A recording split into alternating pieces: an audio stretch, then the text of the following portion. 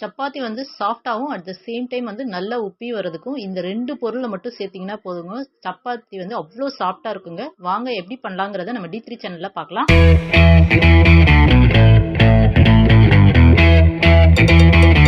Hi friends, welcome to our channel. Chapati வந்து எப்படி ஈஸியாக சுடலாங்கிறத நம்ம இந்த வீடியோவில் பார்க்கலாங்க. இப்போ இந்த சப்பாத்திக்கு தேவையான உப்பு வந்து நம்ம போட்டுடலாங்க. நான் வந்து கல் உப்பு எடுத்ததுனால அதை வந்து தண்ணியில் கரைச்சி போடுறேங்க. இப்போ போட்டு அதை வந்து லைட்டாக கலக்கி விட்டுக்கலாம். கலக்கி விட்டுட்டு இப்போ வந்து சப்பாத்தி செய்கிறதுக்காக நான் வந்து 1/4 கிலோ அளவுக்கு வந்து கோதுமை மாவு வந்து எடுத்து வச்சுருக்கேங்க. இதை வந்து இந்த மாதிரி நடுவில் வந்து இது பண்ணி வச்சுக்கலாம். ஒரு குழி மாதிரி போட்டு வச்சுக்கலாங்க. அதில் நம்ம வந்து தண்ணி வந்து ஆட் பண்ணலாம். இப்போ கொஞ்சமாக தண்ணி ஊற்றிக்கோங்க. தண்ணியை வந்து போட்டு இந்த மாதிரி இப்படியே வந்து ஒரு சைடாக வந்து இப்படியே ரொட்டேட் பண்ணிக்கிட்டே இருங்க. இப்போ அகைன் வந்து கொஞ்சம் கொஞ்சமாக தண்ணி ஊற்றலாங்க. நம்ம ஆல்ரெடி வந்து தண்ணியிலே வந்து உப்பு போட்டிருக்கோங்க. உப்பு போட்ட தண்ணி தான் இப்போ நம்ம வந்து இது மிக்ஸ் பண்ணுறோம். அதான் ரொம்ப வந்து நம்ம இங்கே அழுத்தம் எதுவுமே கொடுக்க வேண்டியதில்லைங்க. ஈஸியாக இந்த மாதிரி வந்து நம்ம செஞ்சிடலாம்.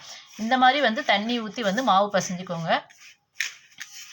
இப்போ இந்த தண்ணின்னு பார்த்துக்கிட்டிங்கன்னா இப்போ 1 கப்பு வந்து மாவு எடுத்துட்டிங்கன்னா அதில் வந்து 1/2 கப்பு வந்து தண்ணி ஊற்றுனீங்கன்னா கரெக்டாக இருக்கும். இது வந்து ஒரு அப்ராக்சிமேட் ரேஷியோ தாங்க. சப்போஸ் வந்து நீங்கள் எடுத்துருக்க மாவை பொறுத்து இந்த தண்ணி வந்து வேரி ஆகலாங்க. இப்போ வந்து சப்பாத்தி வந்து சாஃப்டாக வர்றதுக்கு நான் வந்து 1 ஸ்பூன் வந்து தயிர் ஆட் பண்ணுறேங்க. இப்போ நம்ம தண்ணியெல்லாம் மிக்ஸ் பண்ண பிறகு மாவு வந்து இந்த மாதிரி தான் இருக்கும். நான் எதுவுமே அழுத்தம் கொடுத்து பிசையலைங்க. தண்ணி மட்டும் ஜஸ்ட்டு ஊற்றி அதை வந்து மிக்ஸ் பண்ணி வச்சுருக்கேங்க. இந்த தயிர் வந்து என்னென்னா சாஃப்டாக வர்றதுக்காக ஆட் பண்ணுறோங்க. இப்போ வந்து நம்ம வீட்டில் யூஸ் பண்ணுற சமையல் எண்ணெய் எதுவோ அது வந்து 1 ஸ்பூன் போட்டுறோங்க. இதுவும் வந்து சப்பாத்தி வந்து சாஃப்டாக இருக்கிறதுக்கு தாங்க. இதை போட்டு ஜஸ்ட்டு வந்து மிக்ஸ் பண்ணிவிட்டு இதை வந்து ஒரு 15 மினிட்ஸ், அதாவது மினிமம் வந்து 15 மினிட்ஸாவது வந்து என்னென்னா மாவு பசைஞ்ச பிறகு நல்லா மாவை ஊற வச்சுட்டு நம்ம சப்பாத்தி போடும்போது சப்பாத்தி வந்து சாஃப்டாக வருங்க. உங்களுக்கு டைம் இருந்ததுன்னா ஒரு 1/2 hour கூட நீங்கள் வந்து மாவு வந்து ஊற வச்சுக்கோங்க. இப்போ நம்ம இது பண்ணியாச்சுங்க. இதை அப்படியே வச்சிடலாம். வச்சுட்டு ஒரு மூடி போட்டு மூடி வச்சுட்டு ஒரு 15 மினிட்ஸ் கழித்து பார்க்கலாம். இப்போ 15 மினிட்ஸ் ஆயிடுச்சிங்க. மாவு வந்து நல்லா வந்து ஊறிடுச்சிங்க. இப்போ கொஞ்சமாக வந்து வரமாவு போட்டு ஒரு 10 டைம்ஸ் வந்து நல்லா கொஞ்சம் லைட்டாக அழுத்தம் கொடுத்து ஒரு 10 டைம்ஸ் பசைஞ்சிங்கனாலே போதுங்க. நமக்கு நல்லா சாஃப்டாக இருக்கும். மாவு நீங்கள் பார்த்தீங்கனாலே தெரியும் எந்த அளவுக்கு வந்து ஊறி சாஃப்டாக இருக்குன்னு பாருங்கள். ஸோ 10 டைம்ஸ் வந்து நல்லா வந்து அழுத்தம் கொடுத்து இந்த மாதிரி பசைஞ்சிக்கலாங்க. அதே மாதிரி சப்பாத்திக்கு மாவு பசையும் போது ரொம்ப வந்து திக்காக பசைஞ்சிடாதீங்க. கொஞ்சம் வந்து இந்த மாதிரி அழுத்துனா இந்த மாதிரி அழுந்துற மாதிரி இருந்தால் தான் சப்பாத்தி வந்து நமக்கு வந்து சாஃப்டாக வருங்க. ஸோ இப்போ வந்து மாவு பசைஞ்சாச்சுங்க. ஸோ எந்த அளவுக்கு சாஃப்டாக இருக்குன்னு பாருங்கள். இந்த மாதிரி அழுத்தம் இது பண்ணாலே நல்லா அழுந்துற மாதிரி இருக்கணுங்க. ஸோ இந்த அளவுக்கு வந்து மாவு பசைஞ்சிக்கோங்க. இப்போ இந்த மாதிரி வந்து மாவு எடுத்து உருண்டை போட்டுக்கலாங்க. உருண்டை வந்து கொஞ்சம் பெருசாக போட்டுக்கோங்க.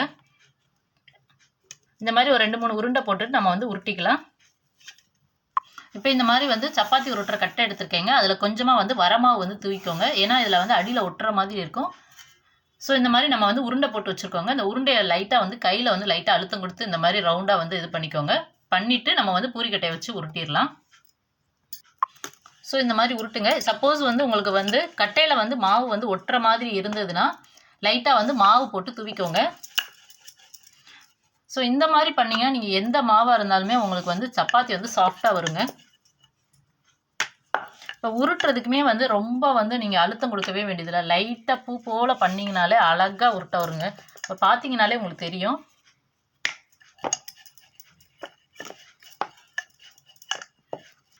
ஸோ இப்போ வந்து சப்பாத்திக்கு வந்து நம்ம வந்து மாவு உருட்டியாச்சுங்க. ஸோ இப்போ நம்ம வந்து உருட்டின சப்பாத்தி தாங்க பார்க்குறோம். ஸோ எந்த அளவுக்கு வந்து நல்லா உருட்டி இருக்குன்னு பாருங்கள். ரொம்ப வந்து அதே மாதிரி உருட்டும் போது வந்து நல்லா தின்னாக இருக்க மாதிரி உருட்டிக்கோங்க. ரொம்ப திக்காக இருந்தாலும் வந்து நமக்கு சப்பாத்தி வந்து சாஃப்டாக இருக்காதுங்க. ஸோ இப்போ வந்து நம்ம கல் காய வச்சு சப்பாத்தி போட்டுடலாம். இப்போ வந்து சப்பாத்தி சுடுறதுக்காக நல்லா வந்து ஒரு அடி கனமான வந்து தோசைக்கல் வந்து எடுத்துருக்கேங்க. தோசைக்கல் வந்து நல்லா காயட்டும்.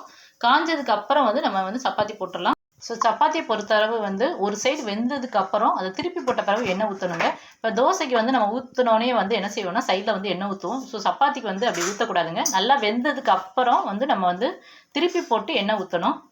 இப்போ ஒரு சைடு வெந்துருச்சு, நம்ம திருப்பி போட்டுடலாம். இப்போ எண்ணெய் வந்து சைடில் நல்லா ஊற்றிக்கலாங்க. ஊற்றிட்டு கரண்டி வச்சு நல்லா வந்து இந்த மாதிரி வந்து தடவி விட்டுக்கோங்க. இல்லைனா சப்போஸ் வந்து நீங்கள் இது ப்ரஷ் வச்சுருந்தீங்கன்னா ப்ரஷ்ஷை வச்சு நல்லா இது பண்ணிக்கோங்க எல்லா பக்கமும்.